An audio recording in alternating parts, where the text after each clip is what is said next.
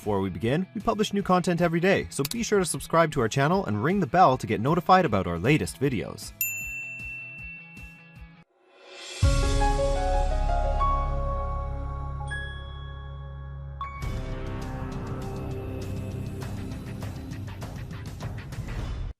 Section 1. You will hear a woman booking a room for a party at a community centre. First, you have some time to look at questions 1 to 4.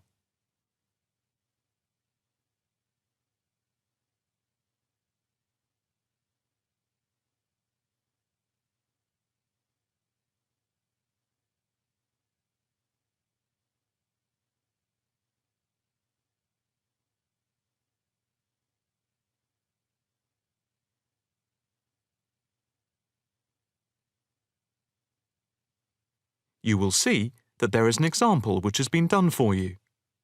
On this occasion only, the conversation relating to this will be played first. Hi, good morning. My name's Pete. How can I help you? Hi, my name's Maria Lincoln. I understand you hire out rooms in the community centre as venues for parties? The woman's first name is Maria.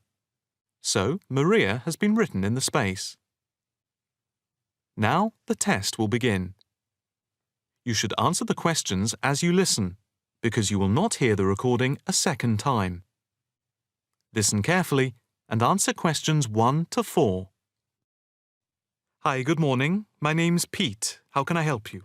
Hi, my name's Maria Lincoln. I understand you hire out rooms in the community centre as venues for parties? Yes, we do. We've various sized accommodation. It depends on what you're looking for, really.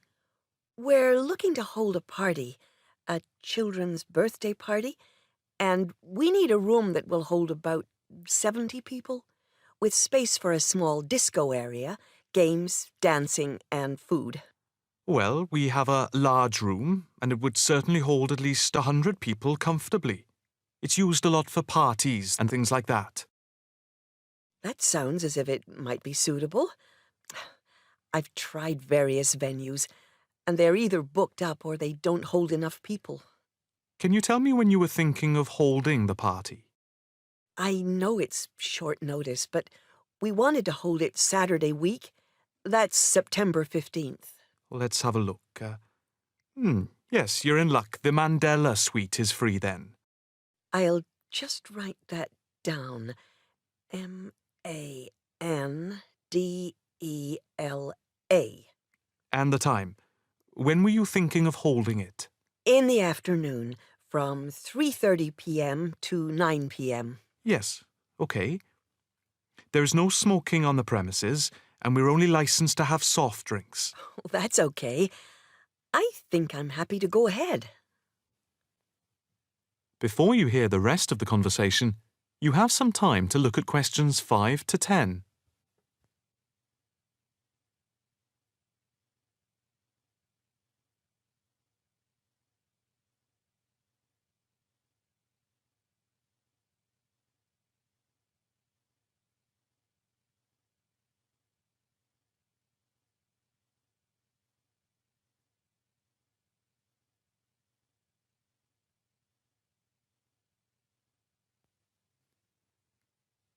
Now listen and answer questions 5 to 10.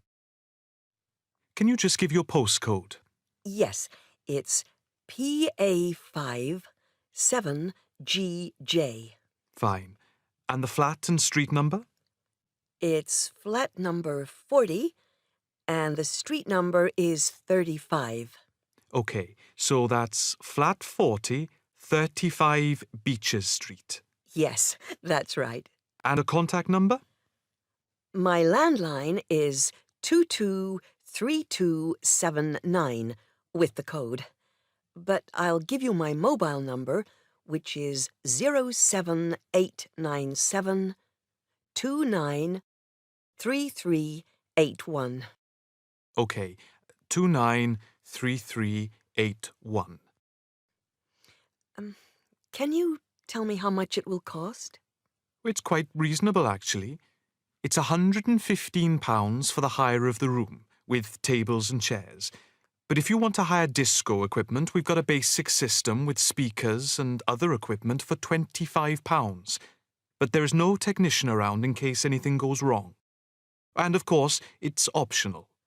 Oh, that would save us carting something from home, but maybe we should bring a spare sound system just in case.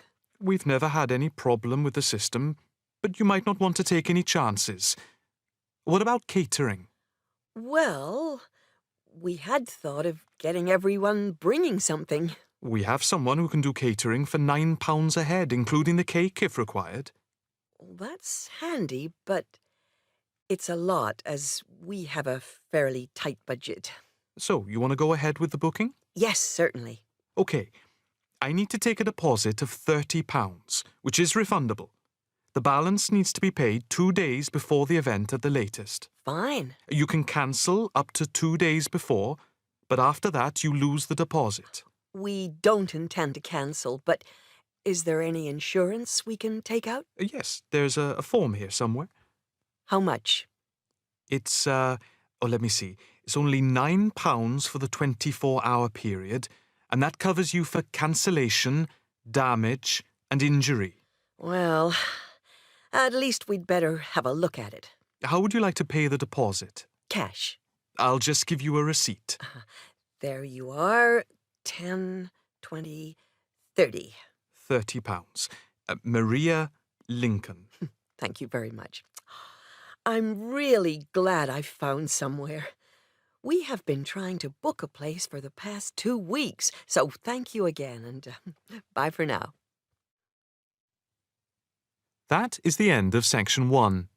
You now have half a minute to check your answers.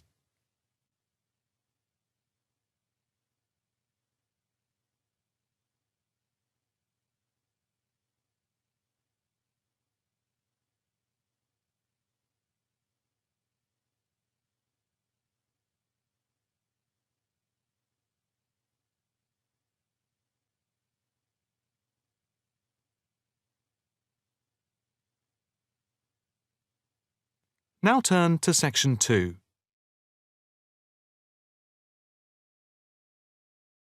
Section 2. You will hear a talk on the radio about grass roofs.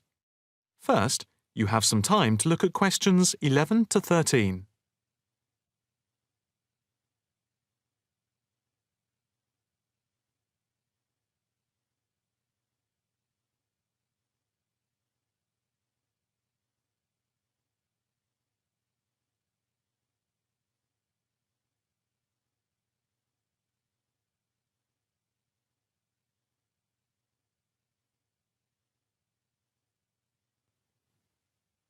Now listen carefully and answer questions 11 to 13. And now it's straight into the Eco Hotspot for today's programme. We are in fact going to look at an intriguing trend in recent years in the world of eco-friendly developments. There has been a constant stream of new green products coming onto the market for the environmentally conscious. A new departure, which I feel needs greater attention drawn to it, is the increasing interest in grass roofs. Environmentalists sing the praises of grass roofs as interest in sustainable ecological building has led to the greening of the rooftops of residential and commercial buildings around the world. And what does this type of roof consist of? Instead of tiles, which allow water to run off and create flash flooding, the roof has a waterproof underlay, which is laid over the roof deck. This waterproof layer is then covered with layers for insulation and drainage. Then, on top of the insulation and drainage layer, is added a final layer of soil or crushed stones for the plants and/or grass to grow on. The roof can be planted with wildflowers to add colour and life to your rooftop. Before you hear the rest of the talk, you have some time to look at questions 14 to 20.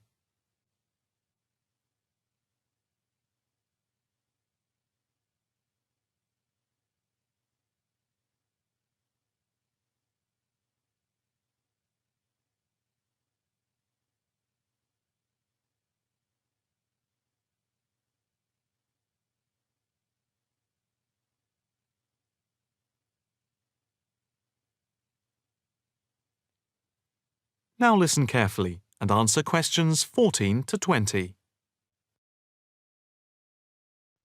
As for the benefits of grass roofs, in spring and in summer they're very pretty as flowers spring into bloom. Moreover, in summer, grass roofs are of particular benefit in cities because they keep any building cool by reflecting the sun's rays. In winter, the grass roofs insulate the building, helping to prevent heat loss. The roofs require little maintenance and are better than any other roofing material. They encourage biodiversity by attracting bees and birds, and they absorb water runoff, which helps prevent flash flooding. In fact, the gravel layer retains 71% of the rainwater that falls, thus helping to prevent flash flooding. In winter, the brown soil is a bit more evident, which can look unattractive if the roofs are not tended carefully. But that is a price worth paying, and I would say that they come highly recommended by those who have them. If you compare grass roofs with tiles, the latter do certainly look very tidy, but at a price to the future of the planet. The main drawbacks of tiles, though, are the water runoff and the absorption of heat from the sun's rays in summer.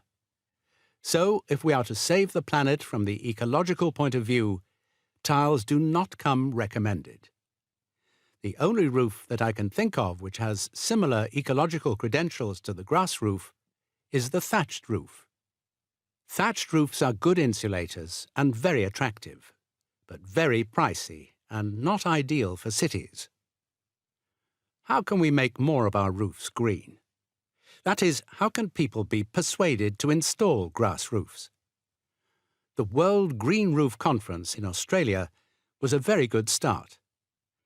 At a grassroots level, the best way to raise the profile of grass roofs is to make them trendy by highlighting them in fashionable magazines, so that people begin to feel that they cannot do without them.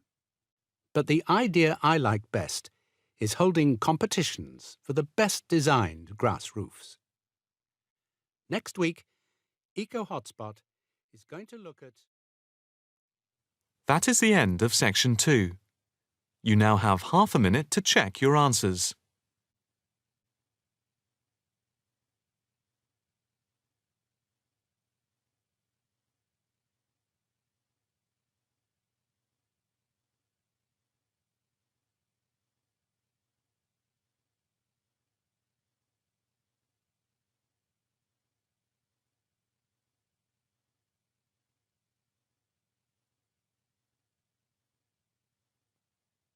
Now turn to section 3.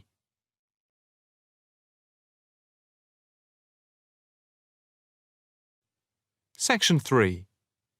You will hear a student talking to her tutor about a presentation. First, you have some time to look at questions 21 to 23.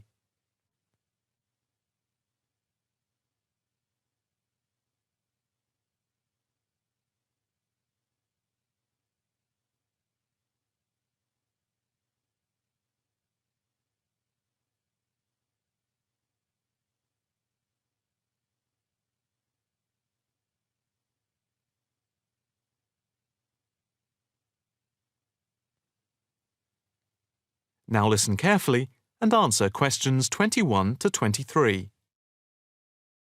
Excuse me, Dr. Owen, Oh, hello, Karen. Have you got a few moments? Yeah, sure. How can I help you? Well, I've had difficulty finding data on the original question, and I was wondering if I could change my paper to Investment in Knowledge, comparing some European countries with the United States, and then with others throughout the world, including the OECD average.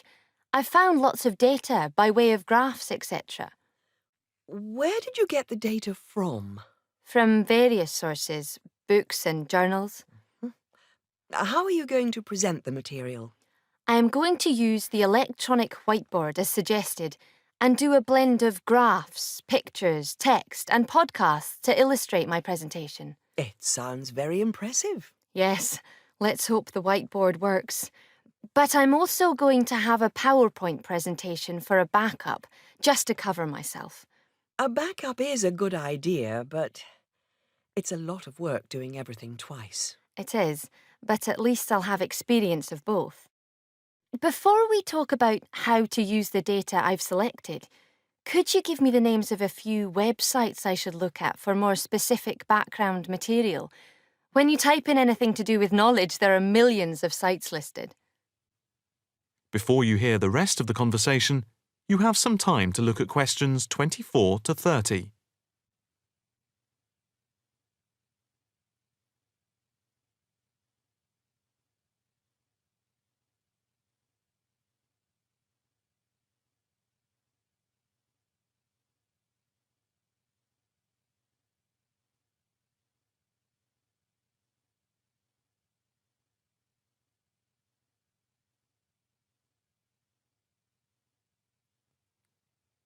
Now listen carefully and answer questions 24 to 30.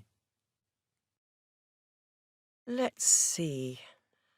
Oh, I'll print you off this list.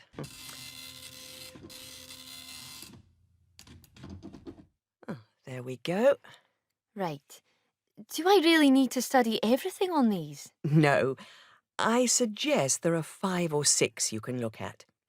The one you have to go through is the IT department section on the university site, which is www.kmul.org. It has articles by all of us in the department and has links to useful information, so I think it is essential to look at this. OK, I've already been on it, but I'll tick that one as a must-read. And there's a site which is hosted by Pollock. It's investmentit.com. All you need to do is to skim the abstracts of the articles on the site. They'll give you a general idea about the effects of investment in knowledge. Yes, that sounds good. It cuts out having to read everything. What about this one? knowledgejournal.com. If I remember, it's not that useful. I would say that there are very few things that you need to read there. Then there's itknowledgereview.com. It's got loads of articles, but it's probably best just to read those that have come out in the last term or so. Do you have to subscribe? No, it's free from the university library. And another free journal online is itonline.com. I wouldn't say it's essential to read it, but it is beneficial. And so I think it is worth a look. If you think it's useful, there is no harm in looking at it. But nationalstatistics.com is worth looking at and trying out the links that it gives. I think these are probably enough to be getting on with. I think so. There's another thing I want to ask about. How much material should I use in my presentation? Avoid crowding the screen. If you have lots of information at one time, people will not be able to follow it and will just switch off. That's worth remembering. I've been in lectures where there was too much detail on the screen and it was impossible to read quickly. But what about visuals? Do you think it's okay to mix visuals and text? Visuals are very useful, but they must be relevant, or else people will get confused about what they mean and why they are there, and they won't pay attention to what you are saying. So be careful. From what I can see, you have the makings of a very good presentation. Thank you. That is the end of section 3. You now have half a minute to check your answers.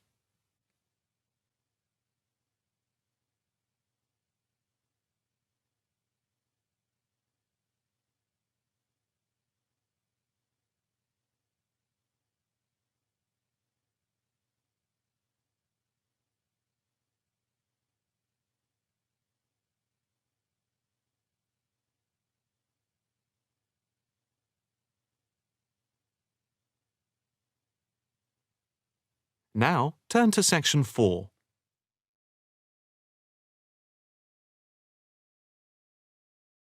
Section 4. You will hear a talk on the work of a printing department at a university. First, you have some time to look at questions 31 to 40.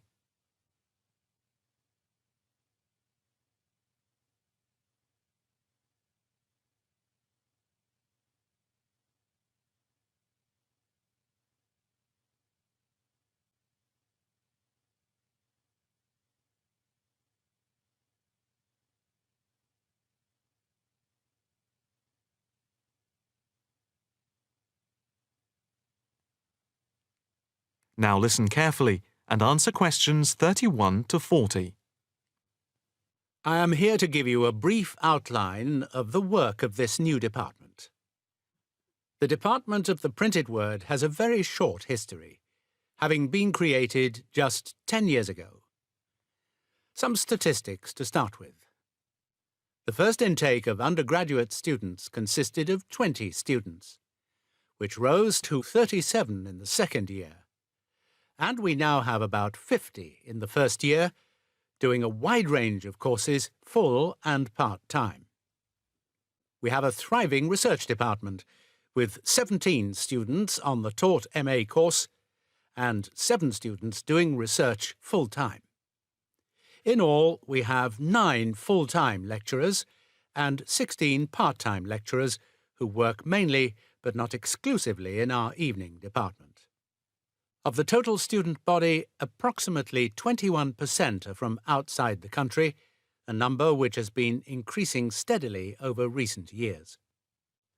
Although students from overseas have to reach a minimum level of competence in English before they follow a course at the university, some may require remedial help with their English, and we can offer help through the Student Support Services as part of the general assistance given to all students.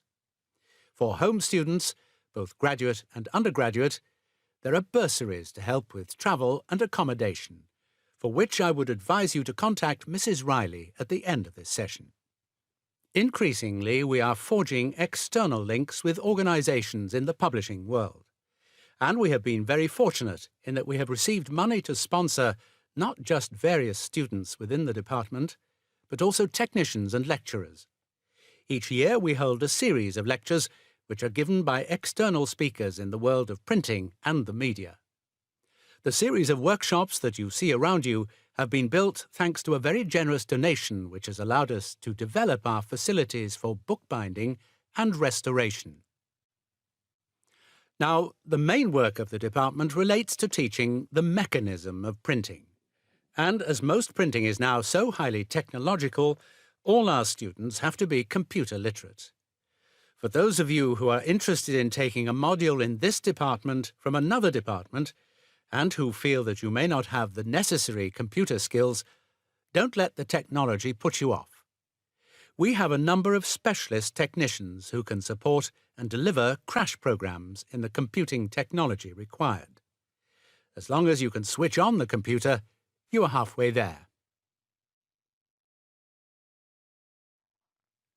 We have what can only be called state-of-the-art facilities, especially for those wishing to move into the publishing world, working not just as printers, but also in editing, page design, layout, and bookbinding. With the extensive facilities we have for book restoration, some of our former students are now employed as expert book restorers and conservationists, skills which were once almost dying out. In the display, you will notice samples of work on book cover design, and as well as having all the necessary computer programs for dealing with printing, we have some old printing presses. Despite being largely a modern department, we do have an increasing interest in research into the history of the printed word, ranging from early European to Chinese and Japanese printing techniques. We have in fact some very well-known experts on early printing in Europe in the 15th and 16th centuries. If this area appeals to you, you can talk to Dr. Fred Clare afterwards. From China, we're lucky to have as a visiting lecturer Dr. Yu, who is an authority on early Chinese manuscripts and printing machines. If you are thinking about doing a module with us, or you are interested in doing research after you have finished your first degree, the person to talk to is Professor Clarkson, who will be able to give you all the details. For postgraduate research, you should really be thinking about applying now, even though we are only in December, as the department now attracts large numbers of people, and we always have many applications for each research position. That is the end of section 4. You now have half a minute to check your answers.